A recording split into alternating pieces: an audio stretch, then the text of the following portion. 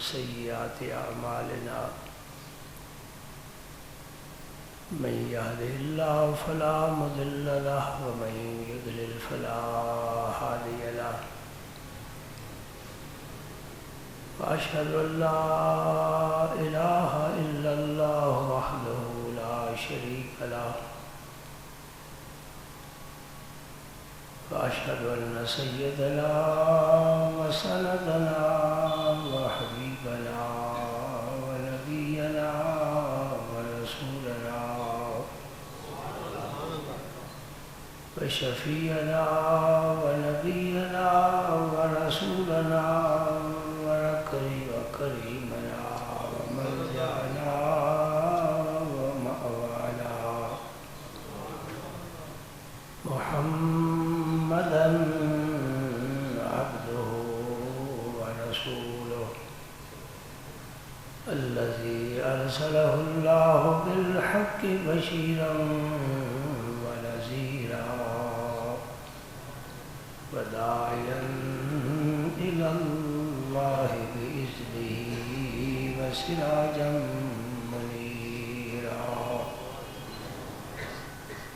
أشهد أنه صلى الله تعالى عليه وسلم بلغ الرسالة ونصح الأمة وكشف الغمة وجلى الظلمة وجاهد في سبيل الله وعبد ربه حتى أتاه اليقين اللهم صل على سيدنا محمد وعلى آل سيدنا محمد وبارك وسلم اللهم صل وسلم على رسولك الكريم وآله الطاهرين رب اغفر وارحم وأنت خير الراحمين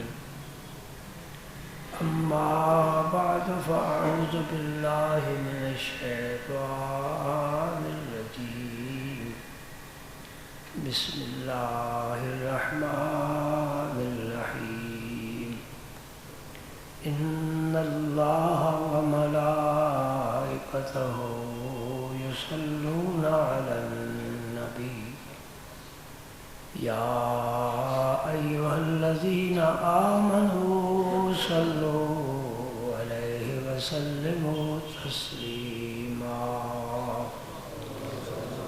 الصلاة والسلام عليك يا رسول الله وعلى آلك وأصحابك يا حبيب الله الصلاة والسلام عليك يا رسول الله وعلى آلك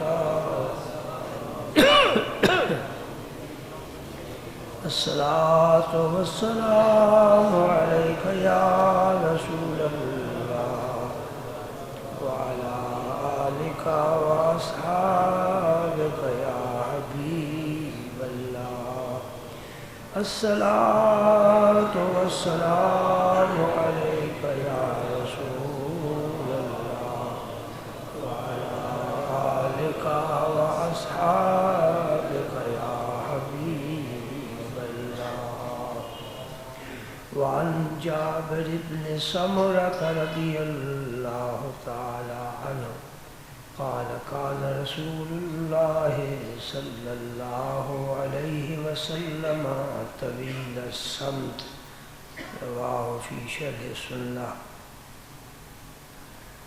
اللہ مسجد کے دروازے کھول دو سبحان اللہ پھر درود پاک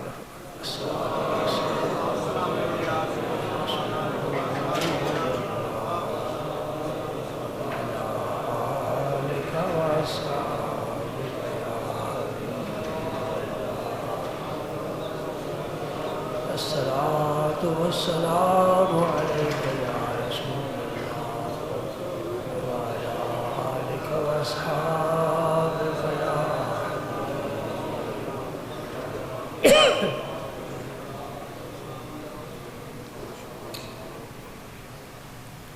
اللہ تعالیٰ نے توفیق عطا فرمائی اللہ کے محبوب صلی اللہ علیہ وآلہ وسلم کے کچھ اخلاق بیان کرنے کا شرف حاصل ہوا۔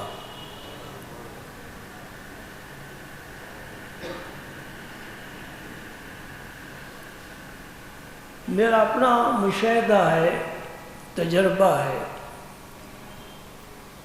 زندگی کی کافی بہاریں دیکھی ہیں۔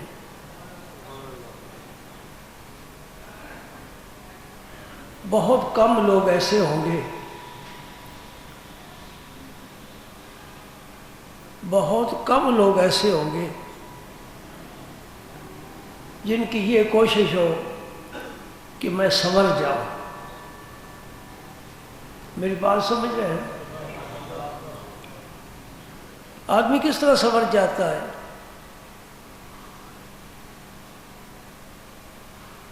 تعلیم حاصل کرنے سے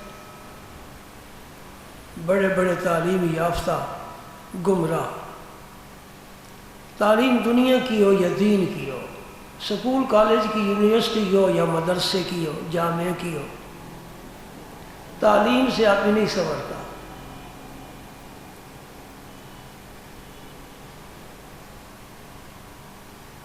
اچھے خاندان کا ہو تو سنور کر آئے گا، اس کی بھی نفی ہے۔ بڑے بڑے خاندانی لوگ، بڑے بڑے خاندانی لوگ بے دین، گمراہ۔ آدمی کس طرح سنورتا ہے؟ سنورنے کا معنی کیا ہے؟ اس کے ظاہر پر بھی نبی پاک کی سنت کا نور ہو، باطن میں بھی رسول پاک کی محبت کا نور ہو۔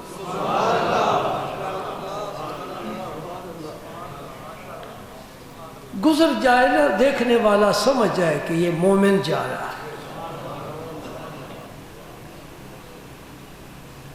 جس ماحول میں رہتا ہے، جس سوسائٹی میں رہتا ہے، ہر ایک کہے بھئی یہ آدمی بڑا عمدہ آدمی ہے، لباس جیسا بھی ہو، یہ تو اتر جانے والا ہے، مرضی کا پہن لیتے ہیں، اتار دیتے ہیں، اس کی تو کوئی حیثیت ہی نہیں ہے۔ یہ زلف ہے، یہ تو کوئی پکڑ کر اس کا پھیر دے، سر صاف ہو گیا، کدھر گئی زلف ہے؟ یہ داڑھی، اس کو مڈا ڈالے، کدھر کی داڑھی؟ نہیں، وہ نعمت ہو جو کوئی چھین نہ سکے، چور کے ہاتھ سے بھی بچے، ڈاکو کے ظلم سے بھی بچے، وہ باطن کی کیفیت ہے۔ اور یہ اتنی زبردست ہے، میرے رسول کریم صلی اللہ علیہ وسلم نے اپنے صحابہ کے بارے فرمایا جو صبح و شام میرے نبی کے ارد گرد رہتے تھے، اس طرح تو پروانے بھی شمع کے ارد گرد نہیں رہتے۔ دن کے وقت تم شمع جلاؤ نا، ایک بھی پروانہ نہیں آئے گا۔ اور کدھر گئے عاشق؟ یہ وہ نبوت اور رسالت کی شمع ہے، دن ہو رات ہو نبی کے ارد گرد ہمیشہ ہر وقت رہتے ہیں۔ بعض لوگ ایسے دوست ہوتے ہیں کہ دسترخوان بچھا تو دوست بن گئے، ہاتھ دورہ ہو گیا، جیب خالی ہوگی، پرس پھینک دیا، دوستی ختم، یاروں کا حلقہ ٹوٹ گیا۔ میرے نبی پاک کے پاس دسترخوان نہیں بچھتے تھے، حضور خود بھی شکم پر پتھر باندھتے تھے، صحابہ بھی پتھر باندھتے تھے۔ صلح ہو، جنگ ہو، گرمی ہو، سردی ہو، صحابہ ہر وقت حضور کے اوپر گرتے تھے۔ ان کے بارے حضور نے فرمایا، لوگو تم احد پہاڑ کے برابر سونا خیرات کرو نا، ذرا غور کرنا کتنا سونا ہوگا، احد پہاڑ کے برابر۔ اور میرا صحابی 8 کلو جو صدقہ کرے وہ احد پہاڑ جتنا صدقہ جو کے برابر نہیں ہو سکتا۔ اس کو ذرا سمجھنے کی کوشش کریں، کیا وجہ ہے؟ پہاڑ تو بہت بڑا ہے، اس کا سونا اتنا ہو تو صدقہ کرے تو اتنا ہی ثواب ملنا چاہیے نا جی۔ جو کی کیا حیثیت ہے؟ کوئی کھاتا ہے جو کی روٹی؟ یہ نبی کی شان ہے۔ جو کی روٹی کھانا اور صرف پانی پینا، کبھی کھجور کھانا، پانی پینا، اسے اسودین کہتے ہیں۔ یہ نبی پاک کی خوراک تھی، صحابہ کی بھی خوراک تھی۔ یہ کس وجہ سے؟ صحابی کے عمل کو دنیا کا کوئی شخص جتنا بھی عمل کرے نہیں پہنچ سکتا۔ وہ کوئی باطن میں کوئی چیز تھی نا۔ یہی میں کہنا چاہتا ہوں کہ کوئی شخص شاید ہی تمہیں ایسا ملے جو اس فکر میں ہو، اس کوشش میں ہو کہ میرا باطن ٹھیک ہو جائے۔ نہاتے روزانہ ہیں، خوشبو بھی لگاتے ہیں، لباس بھی بدلتے ہیں، شیو بھی کرتے ہیں، اپنی طرف سے بڑے خوبصورت ہو کر گھر سے باہر نکلتے ہیں۔ کسی نے نہیں کہا کہ یہ یوسف ثانی جا رہا ہے۔ کبھی سنا کسی سے؟ کسی نے نہیں کہا کہ یوسف ثانی جا رہا ہے، بڑا حسین و جمیل ہے، ذرا دیکھو اس کو، اس کی کوئی نہیں دیکھتا۔ یہ بس اپنے آپ کو خوش کرنے والی، راضی کرنے والی بات ہے جی۔ سبحان اللہ۔ نبی پاک کی اخلاق سمجھنے، پڑھنا، علماء سے پوچھنا، کتابوں کی ورق گردانی کرنا، سیرت کی کتابیں دیکھنی، حدیث، قرآن پاک، تو پتہ چلتا ہے حضور کے اخلاق کیسے تھے، اور اس طرح اپنے اخلاق بنانا، یہ اپنے آپ کو سنوارنا ہے۔ تو میں کہہ چکا ہوں، ایسا میں نے کوئی شخص نہیں دیکھا جو اس فکر میں ہو کہ میں حضور کے اخلاق اپنا لوں، پوچھ لوں کیسے تھے۔ میں نے ایک حدیث پیش کی ہے، اس کو حضرت جابر بن سمرہ روایت فرماتے ہیں۔ یہ آپ حضور کی ایک ادا ہے، نبی پاک صلی اللہ علیہ وسلم بہت زیادہ خاموش رہا کرتے تھے۔ یہ گوشت کا ٹکڑا ہی ہمارے قابو میں نہیں ہے، اسی وجہ سے فتنے بھی بہت پیدا ہوتے ہیں، اختلافات پیدا ہوتے ہیں، اور بائیں کندھے والا فرشتہ لکھ لکھ کر تھک جاتا ہے۔ کیوں؟ اچھی بات ہوتی نہیں ہے۔ زیادہ خاموش رہتے تھے، اور جب بولتے تھے یا قرآن پڑھتے تھے یا حدیث پاک بیان فرماتے تھے۔ یہ ہے نبی پاک کی سیرت پاک کا خوبصورت پہلو، بہت زیادہ خاموش رہنا۔ سبحان اللہ۔ ایک دن حضرت عمر فاروق رضی اللہ تعالیٰ عنہ جناب ابو بکر صدیق رضی اللہ تعالیٰ عنہ کے گھر تشریف لے گئے، تو اچانک داخل ہوئے نا، تو ابو بکر صدیق نے یہ زبان پکڑی اور اس کو کھینچ رہے ہیں۔ حضرت عمر نے پوچھا، ابو بکر یہ کیا کر رہے ہو؟ یہ عجیب فعل ہے نا، اپنی زبان پکڑ کر کھینچنا۔ فرمایا یہ کیا کر رہے ہو؟ فرمایا یہی زبان انسان کو ہلاکت میں ڈالتی ہے، میں اسے تنبیہ کر رہا ہوں، سنبھل کر بولنا۔ ایک حدیث پاک میں فرمایا، من کان یؤمن باللہ والیوم الآخر فلیقل خیرا او لیصمت۔ جو بھی اللہ پر اور قیامت کے دن پر ایمان رکھتا ہے وہ بات کرے تو اچھی کرے، ورنہ خاموش رہے۔ آپ دیکھتے ہیں گھر میں ہوں، بازار میں ہوں، دفتر میں ہوں، ہم نے کبھی سوچا ہے کہ اگر یہ بھی بات نہ کریں تو کوئی فرق نہیں پڑتا، چھوڑ دیں۔ یہ بات بھی اگر نہ کریں کوئی فرق نہیں پڑتا، چھوڑ دیں، خاموشی بڑھے گی۔ میں یہ سمجھتا ہوں کہ لوگوں کا ذوق اور قسم کا ہے، اور طرح کی باتیں سننے کا۔ میں بھی سناتا رہا ہوں، سنا سکتا ہوں اللہ کے فضل سے، لیکن میں چاہتا ہوں کہ اندر میں کوئی تبدیلی آ جائے۔ اب میلاد شریف آ رہا ہے نا، ربیع الاول شریف، بابرکت مہینہ۔ ہم آج ہی، جب کہ 28 تاریخ ہے سفر کی، ابھی 2 دن، یہ 1 دن باقی ہے، ہم پہلے ہی اس مہینے کو خوش آمدید کہتے ہیں۔ تو میں قبل از وقت یہ بتانا چاہتا ہوں الحمدللہ میں اہل سنت والجماعت کے ایک اتنا فرد ہوں، چشتی، نظامی، سیالوی، عظمی ہوں۔ میرا وہی عقیدہ ہے جو ہمارے اکابر کا عقیدہ ہے، کوئی نئی بات نہیں ہے، لیکن میں پہلے سے بتانا چاہتا ہوں جھنڈیاں لگانے سے نبی خوش نہیں ہوتا۔ میری بات سن لو، سارے شہر میں پہنچا دو، میں میلاد کا قائل ہوں، ہم خود مناتے ہیں 12 ربیع الاول کی صبح کو آپ تشریف لاتے ہو نا، میلاد مناتے ہیں کس طرح؟ درود پاک کے ساتھ، قصیدہ بردہ کے ساتھ، نبی پاک کے فضائل بیان کر کے یہ میلاد مناتے ہیں۔ یہ میری بات یاد رکھ رہا ہوں، جھنڈیاں لگانے سے نبی خوش نہیں ہوتا، لائٹ کرنے سے نبی خوش نہیں ہوتا، دیگے پکانے سے نبی خوش نہیں ہوتا، نبی اس بات پر خوش ہوتا ہے کہ میری سیرت اپناؤ۔ بات نہیں سمجھ گئے؟ اب شہر والے جو چاہے کرتے رہے، آزادی ہے نا۔ ہاں، 12 ربیع الاول کو کیا کرنا چاہیے؟ روزہ رکھنا چاہیے۔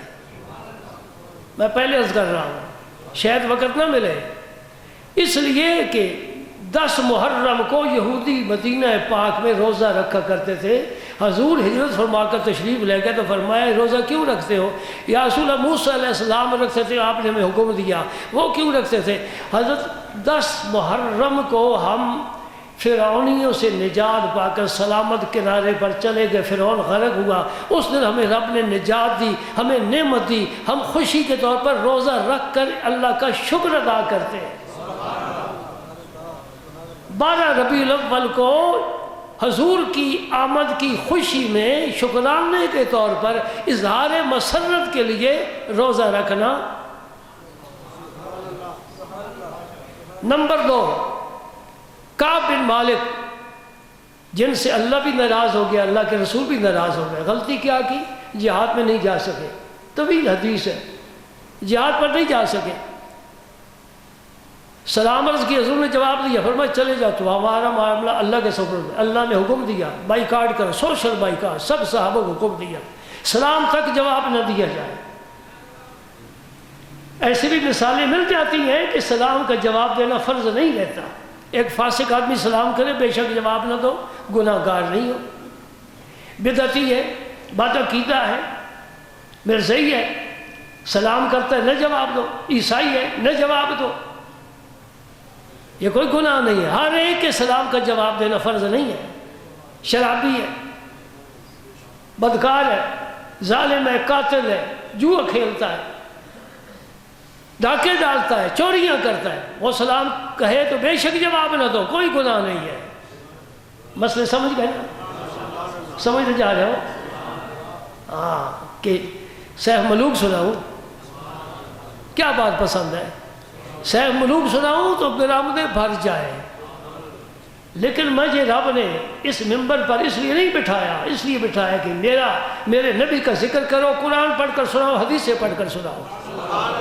میں ان مولویوں کی تقریریں پسند نہیں کرتا جو اللہ کے رسول کا پیغام نہیں پہنچاتے، اور اس نہ پہنچانے کی وجہ سے ہم میں بد عملی پائی جاتی ہے۔ 50 دن تک صحابہ نے، 3 صحابی تھے جن سے بائیکاٹ رکھا، قرآن پاک میں بڑی تفصیل کے ساتھ اللہ پاک نے ذکر فرمایا، حدیث میں بھی آتا ہے۔ 50 دن تک کسی صحابی نے ان سے کلام نہیں کیا۔ صبح کی نماز، حضرت کعب بن مالک یہ شاعر تھے دربار نبوت کے، حضرت حسان ہی صرف نہیں تھے، یہ بھی شاعر تھے۔ صبح کی نماز پڑھ کر اپنے مکان کی چھت پر بیٹھے ہیں تو میرے نبی پاک پر آیت نازل ہوئی کہ میرے حبیب، میں نے ان کے آنسو کی قدر کی ہے، میں نے ان کے گناہ کو معاف کر دیا ہے، آپ بھی معاف فرما دیں۔ صحابہ میں خوشی کی لہر دوڑ گئی، 14ویں کا چاند نہیں، عید کا چاند نظر آ گیا۔ صحابہ نے دوڑے ان کو بشارت دینے کے لیے، کچھ نے مکان پر چڑھ کر بلند آواز سے کہا تجھے مبارک ہو، تجھے مبارک ہو، تیری توبہ قبول ہو گئی۔ جو صحابی سب سے پہلے وہاں پہنچا اور اس نے جا کر مبارک دی تو حضرت کعب کے پاس وہی کپڑے تھے جو پہنے ہوئے تھے، ایک سے کپڑے مانگ کر پہنے اور اپنے کپڑے اتار کر انہیں تحفہ دیا۔ خوشی کے موقع پر مال خرچ کرنا، جی یہ بھی اظہار مسرت ہے۔ اللہ، یہ بہت سے واقعات ملتے ہیں۔ بہرکیف آپ کم از کم روزہ ضرور رکھیں اور کسی مسکین کو کھانا بھی ضرور کھلائیں، یہ صدقہ ہو جائے گا۔ اور اس دن یا آج ہی عہد کر لو کہ جو سنتیں ایسی ہیں جن پر ہم عمل نہیں کر رہے، نبی پاک کے طریقے، اس پر عمل کریں۔ دوستو، ہندو نہیں کرے گا، سکھ یہ کام نہیں کرے گا، قرآن عیسائیوں کے لیے نہیں نازل ہوا، یہ دین یہودیوں کا نہیں ہے، یہ دین کلمہ پڑھنے والوں کا ہے۔ یہ کلمہ پڑھنے والوں کی ذمہ داری ہے کہ اپنے نبی کے راستے پر چلو، دین کو سیکھو، دین کو اپناؤ، اس پر عمل کرو۔ ہم کب تک یوں بدھیوں کی طرح منہ اٹھا کر چلتے پھریں گے؟ ہمیں کسی راستے کو قبلہ ڈھونڈنا چاہیے، کسی راستے کا تعین کرنا چاہیے۔ کسی کا ہاتھ پکڑ کر نہیں چل سکتے، ہاتھ پکڑ کر چلنا چاہیے۔ میرا یہ جملہ سمجھا ہے نہیں سمجھا؟ بچہ نہیں چل سکتا، سہارا لے لیتا ہے چارپائی کا، ابو کا، امی کا ہاتھ پکڑ لیتا ہے۔ جو نہیں چل سکتا کسی کا ہاتھ پکڑ کر چلنا شروع کر دے، ہو سکتا ہے منزل تک پہنچ جائے۔ وہی بیل ہے کولو کا جو صبح سے لے کر شام تک چلتا رہتا ہے، کہتا ہے میں تو مدینہ پاک پہنچ گیا، آنکھیں کھولتا ہے تو وہی اپنے کولو پر ہوتا ہے۔ یہ کوئی زندگی نہیں ہے۔ اپنی زندگی کو سنوارو، نبی پاک کے طریقے پوچھو اور ان پر عمل کرو، اور جو بد عملی اپنے اندر ہے اسے نکال کر باہر پھینکو۔ مجھے یہ تو بتاؤ، آپ کی قمیض بھی بڑی سفید ہے، شلوار بھی بڑی سفید ہے، دھوبی نے آپ کو دھو کر دی ہے، پریس کر کے دی ہے، آپ پہننے لگے، اس پر اتنا سیاہ داغ لگا ہوا ہے، تو آپ نے ولیمے پر جانا ہے، بارات کے ساتھ جانا ہے، تو آپ پھر وہ پہن لیں گے؟ کیوں نہیں پہنیں گے؟ پاک ہے کپڑا، داغ ہے تو کیا ہے، پہن لو۔ نہیں پہنیں گے، بیگم سے کہے گا اور کوئی سوٹ اچھا صاف ستھرا نکال، اور بھائی اتنا سا کالا داغ ہے، وہ تو ظاہری لباس پر برداشت نہیں کرتا، میرے نبی کی بات سن، میں وہ سنانے کے لیے بیٹھا ہوں۔ رسول پاک نے فرمایا جو آدمی ایک گناہ کرتا ہے اس کے دل پر ایک سیاہ داغ بن جاتا ہے۔ سمجھ رہے؟ خدا کرے سمجھ جاؤ، سمجھ گئے؟ دل پر سیاہ داغ بن جاتا ہے، ہم نہیں دیکھتے، نبی دیکھ رہا ہے۔ اور پھر اگر توبہ کر لے وہ سیاہ داغ صاف ہو جاتا ہے، توبہ نہ کرے پھر وہ داغ بڑھنا شروع ہو جاتا ہے، خود بخود بڑھتا ہے، خود بخود بڑھتا ہے، اور پھر بڑھتے بڑھتے اس کے سارے دل پر چھا جاتا ہے، سارا دل سیاہی میں چھپ جاتا ہے۔ پھر جب یہ کیفیت ہو جاتی ہے پھر اس کے نزدیک نیکی بدی خیر شر کی کوئی تمیز نہیں، اور جو چاہے کرے، جدھر منہ آئے چلا جائے، جو کھانا کھائے کھا لے، جیسی بات کرنا چاہے کر جائے، وہ پھر باغ اس کی ڈھیلی کر دی جاتی ہے۔ تو جس آدمی کی زندگی اس طرح گزر رہی ہے نا، وہ سمجھ لے میرے دل پر سیاہی چھائی ہوئی ہے۔ زیادہ خاموش رہنا، بات کرنا تو اچھی بات کرنا، سبحان اللہ۔ حضور کے معاملات میں بھی آپ بڑے طاق تھے، نبی پاک معاملات آپ کے بڑے خوبصورت تھے۔ ہمارے معاملات بھی کمزور ہیں، لین دین کے معاملے میں ہم بہت پیچھے ہیں، فیل ہے۔ بلکہ کسی کو قرض دے کر دیکھ لو، بھائی 1 لاکھ روپے میرے پاس ہے، تو اپنے کاروبار میں لگا لے، جب ضرورت ہوگی پھر جا کر مانگو، جی کل دوں گا، آج بینک بند ہے، آج میں نہیں نکلوا سکا۔ امانت رکھ کے دیکھ لو، تمہیں کوئی امین نظر نہیں آئے گا۔ صداقت اٹھ گئی، امانت اٹھ گئی، عدل اٹھ گیا، اس کی کوئی ظلم آ گیا۔ یہ کیسا ہمارا معاشرہ ہے؟ ہم کیسے مسلمان ہیں؟ کیسی اسلامی سلطنت ہے؟ کیسے ہمارے حکمران ہیں؟ کیسی رعایا ہے؟ کیا معاملات ہو رہے ہیں؟ ہر جگہ 2 نمبری چل رہی ہے، بازار بھرے ہوئے ہیں، دکانیں بھری ہیں، 2 نمبر چیز 1 نمبر کر کے بیچی جا رہی ہے۔ تولنے میں بھی فرق آ جاتا ہے، بات کرنے میں بھی ہم زبان کو پھیر گھما لیتے ہیں۔ اللہ اکبر۔ نبی پاک صلی اللہ علیہ وسلم سے ایک آدمی نے معاملہ کیا لینے دینے کا، ہاں طبیعت اداس ہو گئی ہے نا، میں سمجھتا ہوں یہ باتیں آپ کو اچھی نہیں لگتی۔ یہ بات اچھی نہیں لگتی؟ خدا کی قسم تیرے ایمان کی آبیاری ہو رہی ہے، تیرے دین کی بنیادوں کو مضبوط کیا جا رہا ہے، تیرے اسلام کا درخت اس کی جڑیں مضبوط ہو رہی ہیں، اگر اس پر عمل کرو میں تمہیں شہادت اور گواہی دیتا ہوں، ضمانت دیتا ہوں، قیامت کے دن میرا نبی کہے گا اس میرے غلام کو آنے دو، اس سے شفاعت کی بھی ضرورت نہیں ہے، لے جاؤ اسے جنت میں انشاءاللہ۔ کچھ بنے تو صحیح نا، کچھ کرے تو صحیح، کولو کا بیل نہیں بننا، ایک جگہ ہی گھومتے رہنا، ایک ہی جگہ سے گھومے۔ 50 سال ہو گئے وہی زندگی ہے، 60 سال ہو گئے وہی طریقہ ہے۔ حضور کے صحابہ میں ایک صحابی بیٹھے، ان کا نام زید ہے، زید بہت سے صحابہ کا نام ہے، زید بن ثابت بھی ہے جنہوں نے قرآن پاک جمع کرنے میں سب سے اہم کردار ادا کیا، ہاں جی، زید بن خارجہ بھی ہے، زید بن حارثہ بھی ہے جو حضور کے غلام تھے، حضور نے اپنا بیٹا بنا لیا۔ ایک اور زید ہے، ان کے والد کا نام ہے سعنہ، سین کے اور عین کے ساتھ، زید بن سعنہ۔ یہ یہودیوں کے بڑے عالم تھے، عام آدمی نہیں تھے، علم والے تھے، تورات کے ماشاءاللہ بڑے عالم تھے۔ انہوں نے تورات پڑھی تھی اور بڑے غور سے پڑھی تھی، جتنا اللہ اکبر، ہمیں تو قرآن پڑھنے کی سعادت ہی حاصل نہیں ہوتی، اگر کوئی پڑھتا ہے تو غور و فکر کے بغیر پڑھتا ہے، ثواب تو مل ہی جاتا ہے۔ ہاں، انہوں نے حضور کے حالات تورات میں پڑھے تھے کہ وہ جو آخری پیغمبر آئے گا نا، ان کا حلیہ مبارک ایسا ہوگا، مکہ میں پیدا ہوں گے، مدینہ پاک ہجرت کر کے چلے جائیں گے، ان کی جنگیں ہوں گی، وہ فتح یاب ہوں گے، ان کے اخلاق کیسے ہوں گے؟ ان کا حلم، برد و باری، یہ بہترین آپ کی عادت ہوگی، لوگوں سے بڑا نرم سلوک کریں گے۔ یہ آئے حضور کی مجلس میں، کتاب سے پڑھ کر آئے تھے، ادھر دیکھا سرکار کو، کہا بھی ایک بال برابر فرق نہیں ہے، جو میں پڑھ کر آیا ہوں اس ذات میں سب کچھ موجود ہے، البتہ جو وہ حلم والا معاملہ ہے نا کہ برد و بار ہوں گے، برداشت کریں گے، تو وہ تو مجھے ابھی تک کیسے پتہ چلے؟ چھیڑے تو پھر پتہ چلتا ہے نا، سانس چھیڑو تو آواز نکلتی ہے نا۔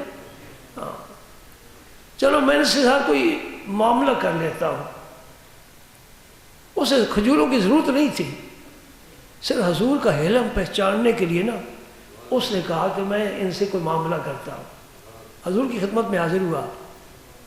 حضور جانتے پہچانتے تھے کہ یہ یہودی کو عالم ہے، کہنے لگے جی مجھے کچھ کھجوریں چاہیے، میں آج پیسے دے دیتا ہوں، ایک تاریخ مقرر کر لو، اس پر مجھے کھجوریں آپ دے دینا۔ فرمایا ٹھیک ہے۔ اس نے 80 دینار حضور کو پیش کر دیے، 80 دینار، اور ایک تاریخ مقرر ہو گئی کہ اس تاریخ کو وزن بھی کھجوروں کا متعین ہو گیا، قسم بھی متعین ہو گئی، جی جگہ بھی متعین کرنا ضروری ہوتا ہے کہ یہ چیز میں کہاں سے وصول کروں یا آپ کہاں مجھے پہنچائیں گے، قسم بھی ضروری ہوتی ہے تاکہ کل اختلاف نہ ہو۔ ساری باتیں طے ہوگی، تاریخ حضور نے 80 دینار لے لیے،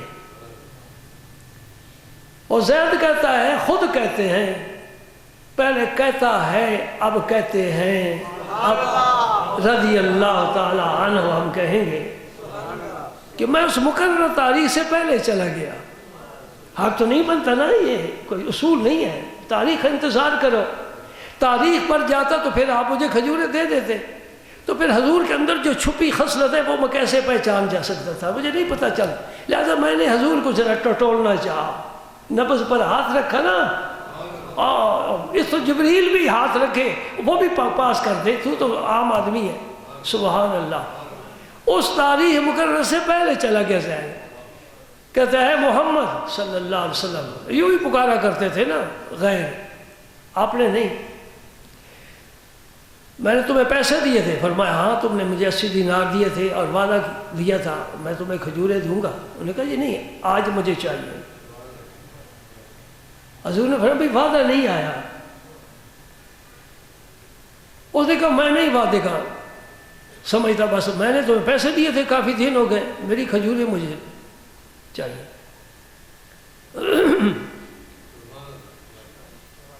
اور پھر کہنے لگا تم جو عبد المطلب کی اولاد ہو نا، یہ بڑا عالی خاندان تھا، عبد المطلب کی بڑی حیثیت تھی پورے عرب میں، حضور کے دادا تھے نا،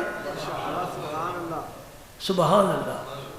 جو تو عبد المطلب کی اولاد ہو نا، تمہارا طریقہ یہ ہے لوگوں کے ساتھ دو نمبری کرنا، یہ لفظ میں اپنی طرف سے استعمال کر رہا ہوں آج کے محاورے کے مطابق۔ حضرت عمر فاروق سن رہے تھے، اٹھ کر آ گئے، تلوار ان کے ہاتھ میں تھی، انہوں نے فلانے تو کون ہوتا ہے یہ باتیں کرنے والا، میں تیرا سر نہ قلم کر دوں۔ حضرت عمر تو ہر وقت جوش میں اور تیش میں۔ حضور نے فرمایا عمر ٹھہر جا، مجھے بھی نصیحت کر کہ اچھے طریقے سے ان کو کھجوریں دے دو، اسے بھی نصیحت کر کہ اچھے طریقے سے مطالبہ کر، تو بیٹھ جا، یہ میرا معاملہ ہے، میں سودا کر رہا ہوں، اب میں اس دلوں کا سودا کر رہا ہوں، پہلے کھجوروں کا سودا تھا، اب میں دل کا میں شکار نہیں نظر رکھتا ہے نا، میں اس کے دل کا شکار کرنا چاہتا ہوں۔ سبحان اللہ سبحان اللہ۔ حضرت عمر پیچھے ہٹ گئے، انہیں پھر مطالبہ کیا، حضور نے کہا عمر تو ہی بہت تیز ہے، لے جا اس کو کھجوریں دے دے اور 20 سا زیادہ دینا۔ سا عربی کا ایک پیمانہ ہے 4 سیر کا، تو 20 کو 4 سے ضرب دو جی تو 2 من بڑھ جاتے نا، مجھے نہیں حساب آتا۔ فرمایا کہ اس کی جتنی کھجوریں بنتی وہ بھی دے دو، تو 2 من زیادہ دینا، تو نے اس کو دھمکایا ہے، ڈرایا ہے، اس کی وجہ سے 2 من کھجوریں وہ گھر لے گئے، چل بھائی میں تجھے کھجوریں دیتا ہوں۔ جب حضرت عمر کے گھر پہنچے نا، اس نے کہا عمر مجھے کھجوروں کی ضرورت نہیں ہے، میں نبی کا حلم اخلاق دیکھنا چاہتا تھا، میں نے دیکھا یہ سچا نبی ہے، اشہدو کا رضیت باللہ ربم وبالاسلام دینا وبمحمد نبیا۔ سبحان اللہ۔ اے عمر زندگی بھر مجھے وہ خوشی حاصل نہیں جو آج خوشی ہے، اس لیے کہ میں نے اللہ کو رب مانا ہے، اسلام کو دین مانا ہے، اس محمد عربی کو میں نے اپنا نبی اور رسول مان لیا، چل مجھے لے چل حضور کے پاس۔ کھجوروں والی کوئی بات نہیں، حضور کی خدمت میں حاضر ہوا اور کلمہ پڑھ لیا، اور کہتا یا رسول اللہ میں اپنا سارا مال، آئے ہائے یہ جذبہ پہلی مجلس میں آیا اور نبی پاک کی اخلاق نے اسے گھائل کر دیا، وہ نگاہوں سے تیر چھوٹا کہ اس کے دل میں پیوست ہو گیا، اس نے کہا تیرے قدموں پر میں اپنا دل قربان کرتا ہوں۔ سبحان اللہ۔ عرض کرتے یا رسول اللہ کوئی کھجوروں کا مطالبہ نہیں ہے، میں سارا مال تیرے قدموں میں ڈھیر کرتا ہوں، جہاں چاہو خرچ کرو، میری طرف سے صدقہ ہے۔ اللہ اکبر۔ صحابہ کرام کے چہرے خوشی سے ٹمٹما اٹھے، یہ ہے نبی کا اخلاق۔ اس لیے رب نے فرمایا وَإِنَّكَ لَعَلَىٰ خُلُقٍ عَظِيمٍ وَإِنَّكَ یا رسول اللہ آپ کا بڑا بلند اخلاق ہے، بڑا بلند، اللہ پاک فرما رہا ہے، اللہ پاک فرما رہا ہے۔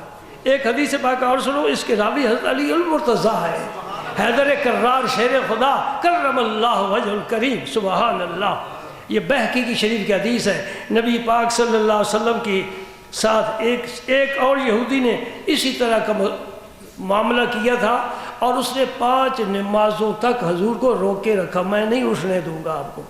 حضور سے نماز پڑھتے پھر آ کر اس کے پاس بیٹھ جاتے، صبح سے لے کر دوسری صبح تک وہ حضور کے پاس بیٹھا رہا، اور حضور کا حلم دیکھا کتنے بردبار ہیں، کتنا بلند اخلاق ہے اس اللہ کے نبی کا۔ یہ سچا نبی ہے جس کے اتنے بلند اخلاق ہیں۔ سبحان اللہ۔ حضور کی اخلاق نے اسلام پھیلایا ہے، حضور کی محبت اور شفقت نے اسلام پھیلایا ہے۔ ایک جگہ قرآن پاک میں ارشاد فرمایا وَلَوْ كُنْتَ فَظًّا غَلِيظَ الْقَلْبِ لَانفَضُّوا مِنْ حَوْلِكَ۔ سبحان اللہ۔ جس کی رب تعریف فرما رہا ہے، فرمایا اگر میرے حبیب تو بدخو ہوتا نا، سخت مزاج، سخت گیر، بعض لوگ ہوتے ہیں نا گھر میں بھی ایسے ہوتے ہیں روب جمانے کے لیے، اگر میرے نبی تو اس طرح تیرے اخلاق ایسے ہوتے، یہ تیرے ارد گرد جو ہجوم ہے نا عاشقوں کا، یہ سارے کے سارا غائب ہو جاتا، کوئی بھی تیرے پاس نہ بیٹھا۔